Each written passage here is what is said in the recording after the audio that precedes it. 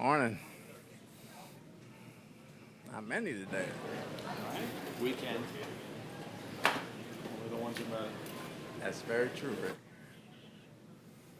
Coach, we've seen you in practice a little bit earlier the last couple of days. Is that just due to attrition at some positions from an injury standpoint, or are you just happy with what you've seen so far? Due to attrition at some of the positions, so we got some new bodies in here running around, and there's minor injuries, but at the same time, we need to get practicing. Coach, what were your thoughts on if it was a catch from Dungy in that deep ball from Kyle Trask? Was it a catch? From where I was standing behind the quarterback, it looked like a catch. I would have to see the replay to make sure, but we're at home. It was a hell of a catch, and we moved on from that. Coach, you got 2 days off coming up. Was that by design, or is that just the way you wanted things to happen? It's probably a day and a half, more or less. Tomorrow is more of a walkthrough, and we go through a lot of situational periods. After 3 hard days, we try to get a walkthrough in and make sure we get a mental day and still get our work in and get some film work in. And then after that, they'll get a day and a half to rest up and come back.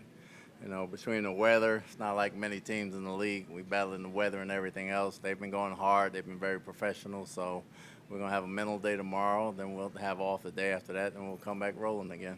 And Tennessee shows up on Thursday. Then it gets interesting, huh?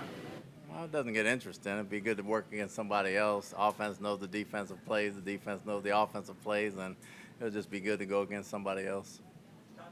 The receivers that have been healthy, of the guys that are kind of competing for 5th or 6th spot, is there anybody that's popped out in this first week and a half?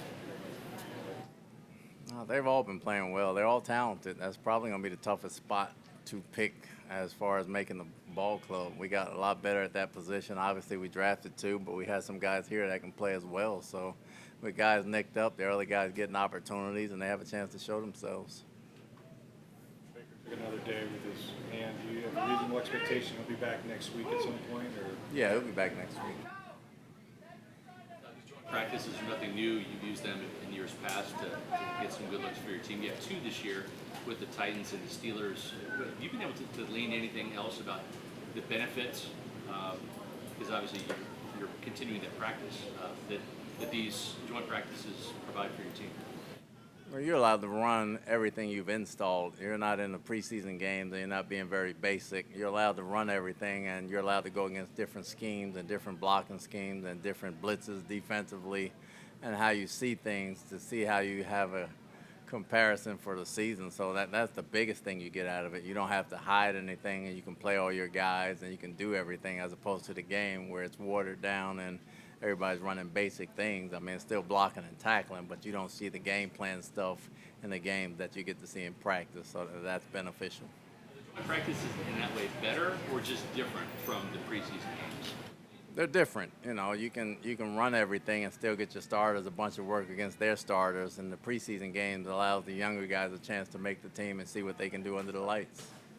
Coach, how much have you seen Jacob Parrish grow, and where has he grown the most maybe since he first got here?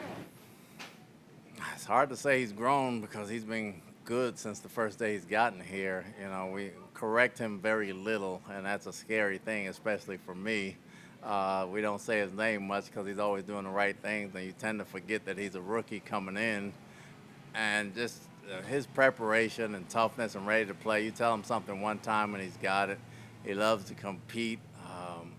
He goes outside, he goes inside, he plays special teams, and he's been a joy to be around. Other than his singing voice, he's been doing a very good job. We saw Devin Culp late in the season get some action, and he was inactive for a long time. What does he give you in the tight end room that maybe you don't already have? He's probably the most athletic one. He's the fastest one for sure, and I think that did a lot to his confidence and our confidence in him going forward. Obviously, still like to see him block and pick up the scheme and do certain things as far as motioning and blocking defensive ends and that type of thing. But as a receiver, he came on last year, and they got a lot done for his confidence, and I think that'll help him going into this year. What's the key? What's the key to getting the overall tackling up to the standards that you want? It's getting everybody to the ball. It's taking the right angles. is want to, and we got a lot of guys that want to. So we got to fly it to the ball, and we got to help in case we do miss one. Somebody else is right behind to make them. But that's been a premium emphasis this year, and it's hard to do without a lot of live tackling. You can do all the bag drills you want, but in the games, you got to take the right angles, you got to be in the right position, and you just got to make the plays. Is that one of the main issues that popped up on film that you reviewed last season?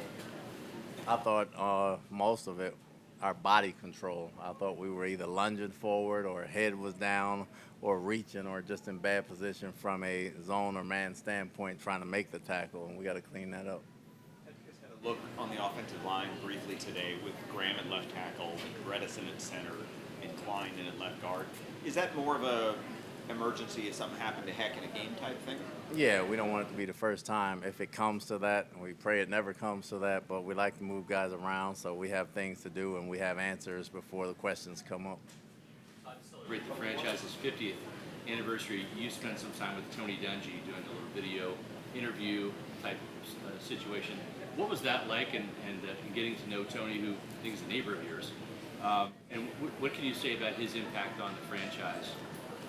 Well, I've known Tony for a long time, even coming out of college. He was a DB coach with the Steelers, so I've known the young Tony Dungy and now the more experienced Tony Dungy. I don't think he's gotten old at all, but just to be able to talk ball with him, understanding one of the defensive gurus in the ball game that knows the game very well, to sit and talk to him about any kind of ball or anything else. He has such great knowledge. Always been a fan of him. He's been great for this franchise. I mean, he's had some legendary players and legendary coaches as well, and he's moved a lot of people on to be successful, and you can't say enough about him. Okay, thank you. Yeah.